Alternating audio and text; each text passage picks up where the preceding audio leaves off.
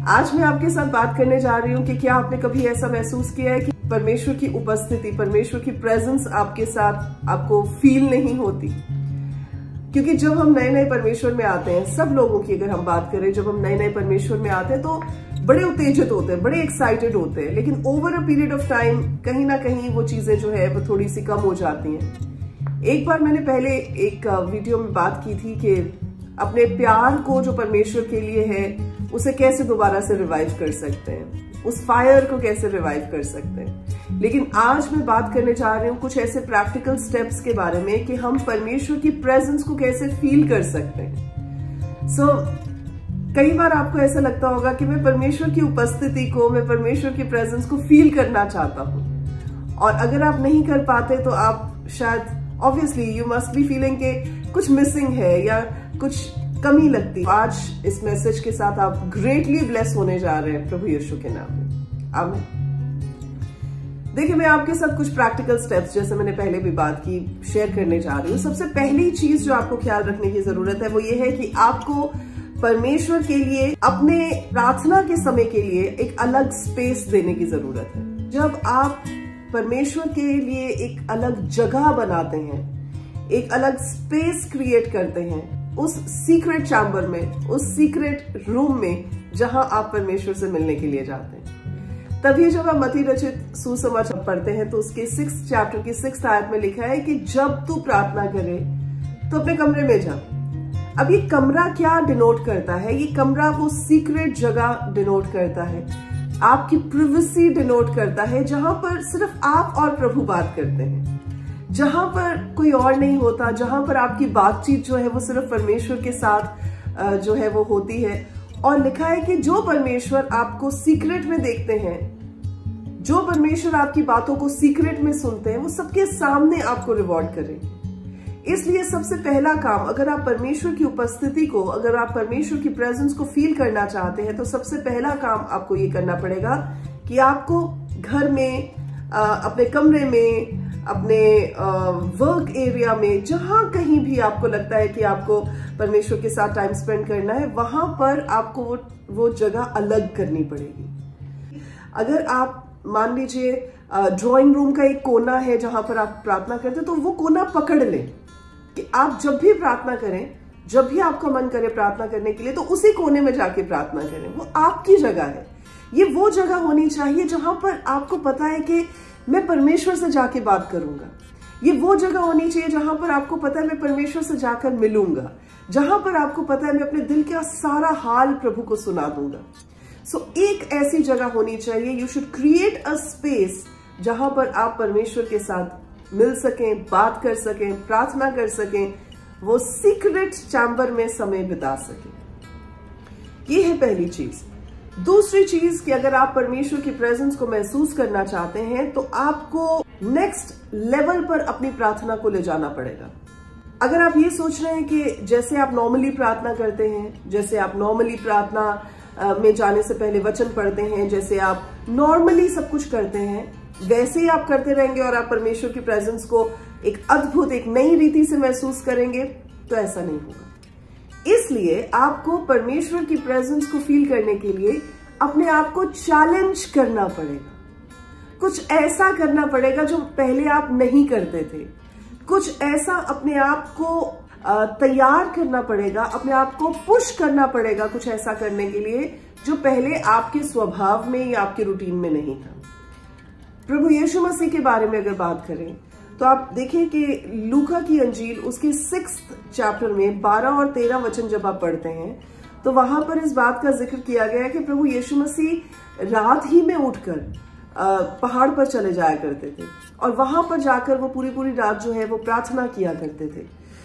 अगर हम शारीरिक तौर पर देखें, इट इज वेरी डिफिकल्ट कि आप पूरी रात बैठकर प्रार्थना करें या आप पूरी रात जो है अपना बायोलॉजिकल क्लॉक के अगेंस्ट जो है प्रार्थना करें, क्योंकि रात का समय होता है सोने के लिए, दिन का समय होता है जिसमें आप टाइम भी निकाल लेते हैं, जिसमें आपको पता है कि जी मैं प्रार्थना भी कर लूंगा, मैं वचन भी पढ़ लूंगा, मैं वर्शिप सॉन्ग्स भी सुन लूंगा।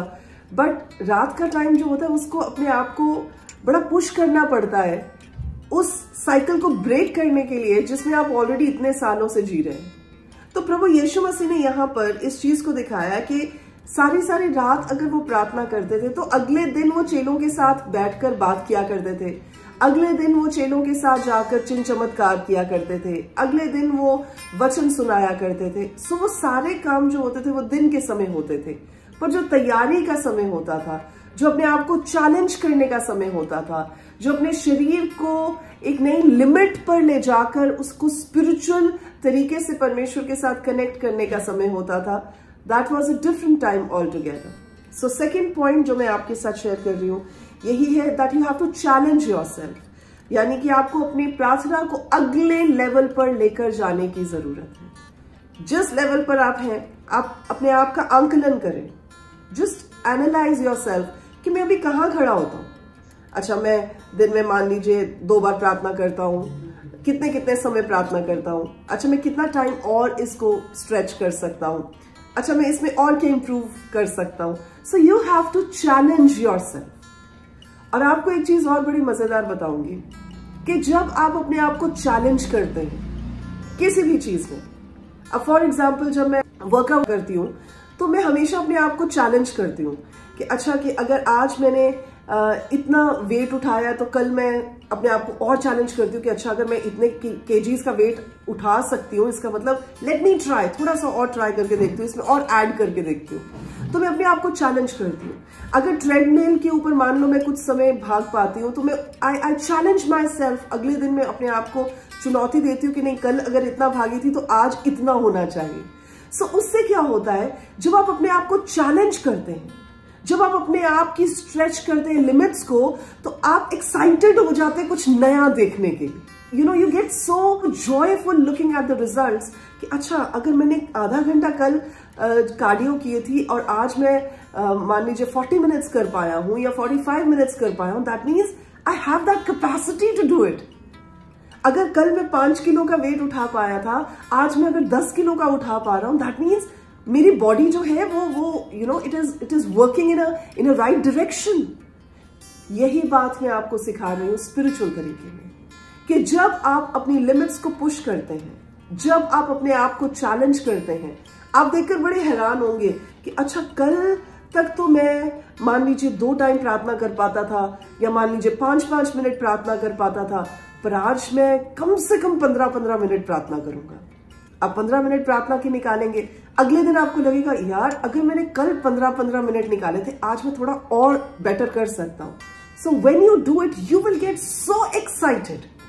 आप आत्मा में इतने एक्साइटेड, इतने जॉयफुल हो जाएंगे कि आपका मन करेगा कि मैं इससे भी बढ़कर कुछ करने पाऊं।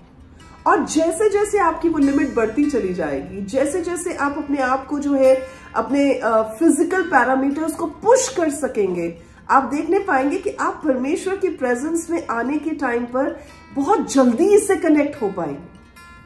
अब मान लीजिए कोई बंदा बहुत अरसे तक प्रभु के हजूरी में ना बैठा हो, 1 दिन निकल गया, 2 दिन निकल गया, पता ही नहीं चला, तो लगता है कि कोई बात नहीं परसों बैठ जाएंगे। अच्छा 3 दिन निकल गए, अब 4th डे जब आप प्रभु की उपस्थिति में बैठेंगे ना, आपको बहुत टाइम लगेगा। आपको ऐसा लगेगा 10 मिनट हो गए, 15 मिनट हो गए, 20 मिनट हो गए, अभी तक मुझे कुछ महसूस ही नहीं हो रहा। It will be difficult. पर जब आप रोज बढ़ाते जाएंगे, मान लीजिए 5 मिनट, 10 मिनट, 15 मिनट, 20 मिनट, अब जब आप बैठेंगे आपको 20 मिनट तक इंतजार नहीं करना पड़ेगा, आप इंस्टेंटली परमेश्वर की उपस्थिति में अपने आप को कनेक्टेड पाएंगे। सो ये कब होता है? ये तब होता है जब आप अपने आप को चैलेंज करते हैं, जब आप अपनी फिजिकल और स्पिरिचुअल लिमिट्स को चैलेंज करते हैं। आमीन। तीसरा काम जो आपको करना है बहुत कॉमन है, सुनने में बड़ा कॉमन लगता है पर बहुत इंपॉर्टेंट है। और इंपॉर्टेंट इसलिए है क्योंकि जब तक आप ये काम करेंगे नहीं, आप कैसे पूरी तरह से स्पिरिचुअल बातों को समझ सकेंगे। तो तीसरा काम जो आपको करना है वो ये है कि वचन को पढ़ना है, पवित्र बाइबल को पढ़ना है। कई बार लोग क्या करते हैं कि प्रार्थना में समय ज्यादा लगा लेते हैं, पर वचन पढ़ने के समय नींद आ जाती है, वचन पढ़ने को मन नहीं करता है, या वचन पढ़ते पढ़ते ऐसा लगता है कि बस ठीक है 2 वचन पढ़ लिए बहुत हो गया। वचन पढ़ना क्यों जरूरी है? क्योंकि जब तक आपको पता ही नहीं होगा कि वचन में लिखा क्या है, आप उसे इस्तेमाल कैसे करेंगे। So it is important for us to know what we want to do. तो कुछ कुछ भी करने से पहले हमें वचन का पता होना चाहिए, ज्ञान होना चाहिए, ताकि हम उसको इस्तेमाल कर सकें। भजन संहिता उसके 119 चैप्टर में, 119 चैप्टर में जब 1, 2 और 3 वचन को आप पढ़ते हैं तो उसमें चलने के बारे में भी वचन के ऊपर लिखा गया है, परमेश्वर को ढूंढने के बारे में भी लिखा गया है।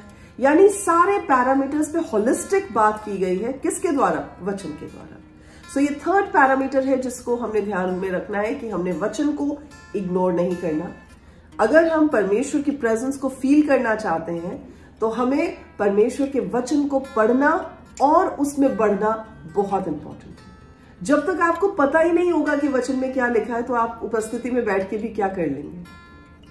अगर आपके मन में कोई वचन आएगा भी तो आपको लगेगा कि पता नहीं ये प्रभु की आवाज है, कि पता नहीं कहीं शैतान तो नहीं मेरे मन से खेल रहा है, या कहीं मेरी अपनी थॉट्स तो नहीं है। अगर आपको वचन का पता होगा तो जो वचन प्रभु की ओर से आएगा आपको पता होगा ये तो मैंने पढ़ा था, इसका मतलब ये प्रभु की ओर से।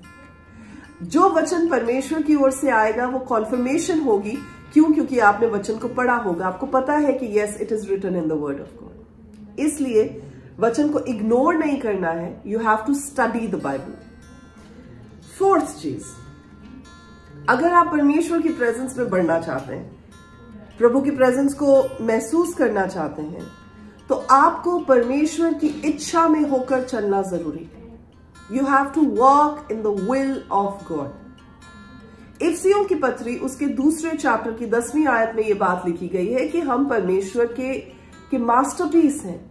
हमें परमेश्वर ने उन भले कामों के लिए रचा है जिन कामों को करने के लिए प्रभु ने हमारे लिए पहले से ही वो काम तैयार किए हुए हैं। तो आपको पता कैसे चलेगा कि वो परमेश्वर की इच्छा है जिस काम को प्रभु आपसे करवाना चाहते हैं? और जैसे मैंने पहला पॉइंट बताया कि जब आप वचन पढ़ेंगे तो पढ़ने के साथ आपको पता होगा, अच्छा प्रभु की ये इच्छा है मेरे लिए, अच्छा परमेश्वर का वचन ये कहता है इस सिचुएशन के लिए। और जब आपको ये पता होगा तो आप बिल्कुल सही तरीके के साथ सही रास्ते पर चलने पाएंगे।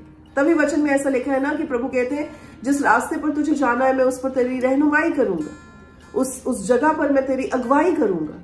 तो अगुवाई कैसे करेंगे? उस वचन के साथ करेंगे जिस वचन को आपने पढ़ा होगा। सो इसलिए walking in the will of God is very important. 5वां काम क्या करना है आपको? जिस भी पैरामीटर में आप हैं, you have to just offer yourself to the Lord. आपको अपने आप को परमेश्वर को दे देना है। आप ऐसा नहीं कर सकते हैं कि परमेश्वर मैं ये पार्ट आपको दे देता हूं और ये पार्ट मैं अपने पास ही रख लेता हूं। जो कुछ भी आप में है, जो कुछ भी आपका है, just offer it to the Lord. और जब रोमन्स की पत्री उसका 12th चैप्टर आप पढ़ते हैं, उसकी पहली आयत में ये बात कही गई है कि मैं परमेश्वर की दया तुम्हें स्मरण दिलाकर विनती करता हूं कि अपने आप को, अपने शरीरों को परमेश्वर को भावता हुआ, you have to understand that you as the temple of the living God, यानी आपका शरीर परमेश्वर का, पवित्र आत्मा का मंदिर जो है, इसे आपको परमेश्वर को ऑफर करना होता है। और ऑफर ये नहीं है कि आपको कुछ काट के चढ़ा देना होता है। ऑफर करने का मतलब है कि आपको वो फ्लैश की डिजायर्स, जो बातें आपको संसार की ओर धकेलती हैं, जो बातें आपको संसार की ओर लेकर जाती हैं, उनको सैक्रिफाइस करना होता है। शरीर के कामों को सैक्रिफाइस करना होता है और अपने आप को पूरी रीति से परमेश्वर के सामने चढ़ा देना होता है, ऑफर कर देना होता है। तो ऑफर करने का मतलब ये होता है कि प्रभु अब मैं आपके अनुसार चलना चाहता हूं, अब मैं आपको बिलोंग करता हूं, अब आपकी बात मेरे लिए सब बातों से बढ़कर मायने रखती है, अब आप मेरे जीवन में बढ़ते चले जाएं और मैं कम होता चला जाऊं। तो ये जो सारी बातें होती हैं ये बताती है कि आपने अपने आप को कंप्लीटली परमेश्वर के सामने जो है वो सरेंडर कर दिया है। 6th चीज, अपने जीवन का हर एक पहलू, अब ये उस बात से डिफरेंट है, वो एक अलग बात है, that is about your fleshly desires. पर ये जो मैं बात करने जा रही हूं, dedicate every sphere, every area of your life to the Lord. अब इसमें क्या क्या चीजें आती है? जैसे मरकुस 12:30 में क्या बात की गई है कि तुम परमेश्वर को अपने पूरे मन से, अपनी पूरी जान से, अपनी पूरी अकल से, अपने पूरे सोल से प्यार करो। अब इसमें जो 4 अलग अलग बातें आती हैं वो कौन कौन सी है? सबसे पहले जब कहते हैं पूरे मन से, तो मन क्या करता है? मन डिजायर्स के साथ भरा हुआ है, यानी कितनी सारी हसरतें हैं जो हमारे मन के अंदर है। जब हम कहते हैं कि हम परमेश्वर को अपने पूरे मन से प्यार करना चाहते हैं, यानी कि हम अपनी पूरी डिजायर्स परमेश्वर के सामने रख देते हैं। हम अपनी सारी डिजायर्स को परमेश्वर के अधीन ले आते हैं, परमेश्वर के ताबे कर देते हैं। जब हम कहते हैं कि मैं अपने पूरे प्राण के साथ परमेश्वर को प्यार करना चाहता हूं, यानी पूरी सोल के साथ परमेश्वर को प्यार करना चाहता हूं, इसका क्या मतलब है कि अब मेरा मुझ में कोई पार्ट नहीं है। मेरे जीवन का हर एक हिस्सा जो है वो परमेश्वर का ही है, प्रभु को ही बिलोंग करता है। चाहे वो मेरा परिवार है, चाहे वो मेरे काम है, चाहे वो मेरा वर्क प्लेस है, चाहे वो मेरे फाइनेंसेस है, यानी हर एक चीज जो है वो परमेश्वर ही को बिलोंग करती है। जब हम ये कहते हैं कि परमेश्वर को अपनी पूरी बुद्धि के साथ, अपनी पूरी माइंड के साथ जो है वो प्यार करो, तो आप क्या बता रहे हैं? माइंड क्या करता है? वो it is a seat of thoughts, वो इमोशंस की, थॉट्स की सीट है। तो आप परमेश्वर को क्या बताते हैं कि प्रभु मैं अपने माइंड के साथ आपको प्यार कर रहा हूं, यानी कि मैं अपनी हर थॉट को, मैं अपने हर इमोशन को आपके ताबे कर रहा हूं, आपके सपोर्ट कर रहा हूं। और जब आप इस बात को कहते हैं अपनी पूरी जान के साथ, यानी परमेश्वर को अपनी पूरी स्ट्रेंथ के साथ प्यार करो। Strength is everything that you do. जो भी आप शरीर में होकर काम करते हैं वो स्ट्रेंथ है जो आप जिसमें होकर काम करते हैं। इसलिए आप प्रभु को बताते हैं कि प्रभु जो कुछ भी मैं कर पा रहा हूं उससे भी मैं आप ही को महिमा देता हूं, आप ही को प्यार करता हूं। सो जब आप इस बात को कहते हैं, इसको मैं एक छोटे से एग्जाम्पल के साथ समझाना चाहूंगी कि अगर आप कहते हैं कि जी मेरी डिजायर है कि मेरे पास एक अच्छी जॉब हो, मेरी डिजायर है कि मेरा एक अच्छा रिश्ता हो, मेरी डिजायर है कि मैं बहुत पैसा कमा सकूं, तो ये डिजायर क्या करती है? आपका दिल, ये हार्ट की बात हो रही है ना, कि परमेश्वर को अपने पूरे मन से, अपने पूरे दिल से प्यार कर।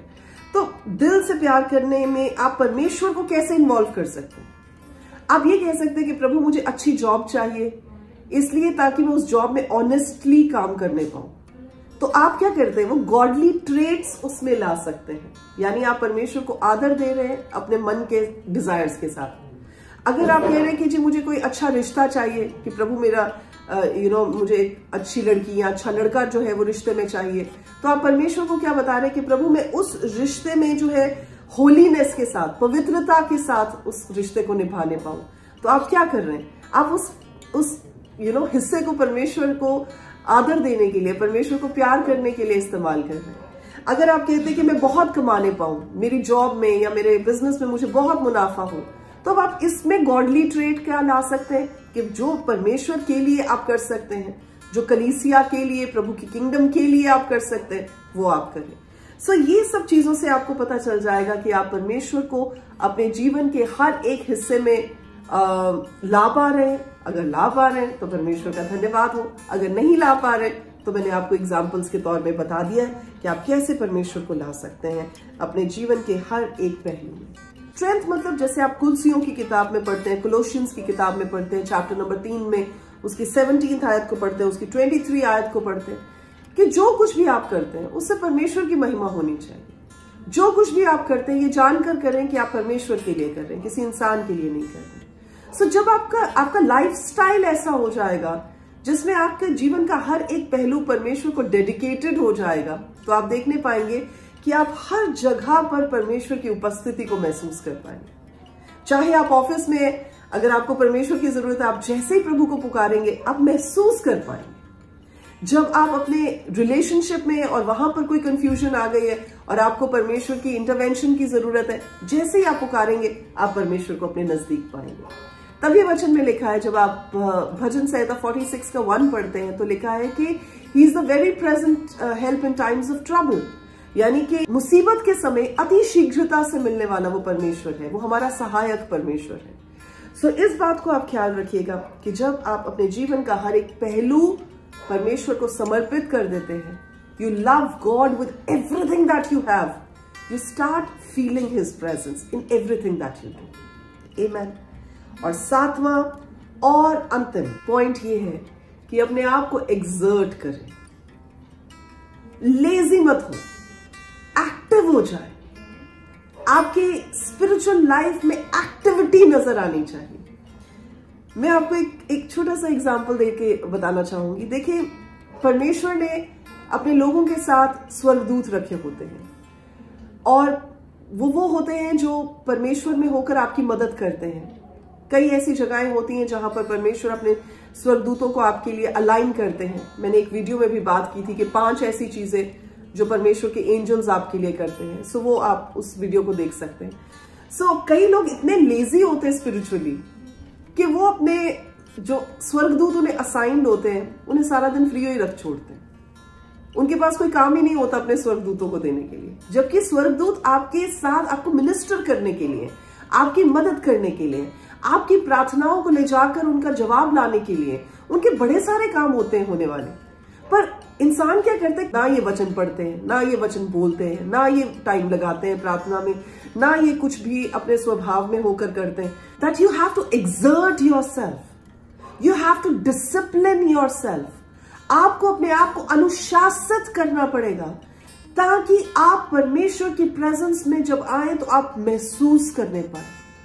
जब आप वचन पढ़ते हैं, इब्रानियों की पत्री, book of Hebrew chapter number 12 उसके 11 और 12 में लिखा है कि जो इंसान ट्रेनिंग के टाइम में होता है, डिसिप्लिन के टाइम में होता है, तो डिसिप्लिन किसी को भी पसंद नहीं होता है, ट्रेनिंग किसी को भी अच्छी नहीं लगती है। लेकिन जब आप ट्रेनिंग में से होकर गुजरेंगे उसके बाद आप रियलाइज करेंगे कि इस ट्रेनिंग ने आपको कितना फायदा दिया।